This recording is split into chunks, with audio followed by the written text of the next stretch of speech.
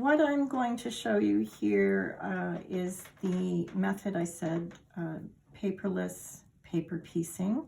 And I'm using a template made by Jen Kingwell. I actually was fortunate enough to see her at the Festival of Quilts in Birmingham, England a year ago before everything shut down. And she did a demo of her templates. So what I have here is a couple of her small templates that I actually bought at Chantel's store. And what you do with these is you lay them down on your fabric, use a sharp pencil, trace around the outside, like so. And the good thing about Jen's templates are they have the seam allowance included. Then you just put your pencil down through the holes, and you can use any marking tool that you're comfortable with. Okay, so now I have these dots that show me where I should stitch, and then she actually uses her template to draw her lines, just like so. And that will give you your stitching line, just like that. And you would continue all the way around and then cut on your first outside line, and then you're going to end up with a piece of fabric like this. Once you've got a number of these cut, you can then take your two pieces of fabric, put them together, and I just pin through the dots, the corners, just so I have something to start me off with.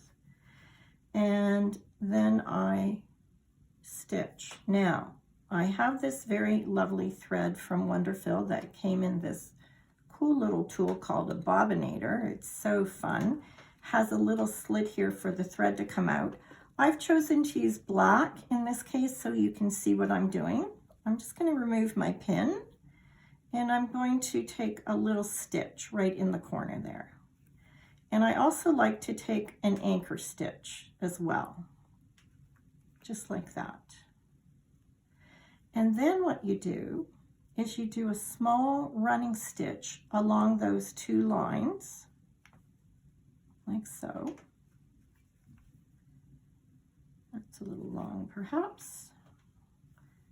Make sure you've gone through both sides. I'll try and do a little bit smaller this time. All the way over to your next pin or dot corner, just like that. And then when I get to that corner, I'm going to take another little anchor stitch. I'm going to take my pin out, and I'm going to go through there, making sure I'm on my other dot, which I am.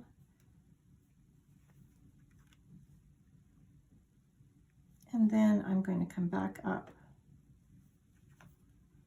And then in this case, I'd be joining to another piece. So I have this one all set up, ready to go.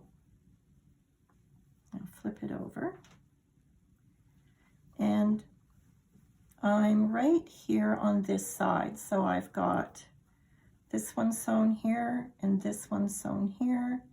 And then I'm going to attach another one here. So my thread is still attaching here. I'm going to come up on the top side like so, and then just flip in my next template or my next little hexagon and start sewing right across here. I don't have black thread here, I have white because this is my actual project. And I would continue on there to there and then take a little catch or reverse stitch again. And then I'm going to end up with my center getting filled in. And then I would fill out here. Now, there's no rule. If you want to go to here and then actually stitch up the side before you join a third one, you can continue up that way as well.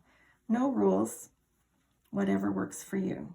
So that's a template with seam allowances.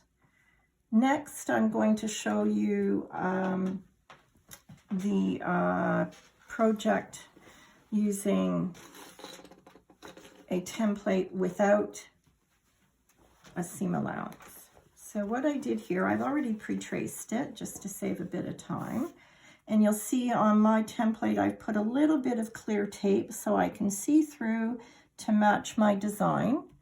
And I would just trace around there like so. I've used a pen because it's a dark blue fabric. I couldn't really see my pencil.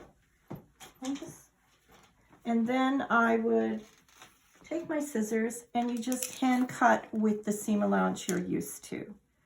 So you would stitch like this, or sorry, cut like this and create your own seam allowance. So that's how you would do it with a template that doesn't have a seam allowance included. Again, paper piecing would be exactly the same method, but you would have a paper on it. This, you don't have to have the paper. You can continue on with your templates.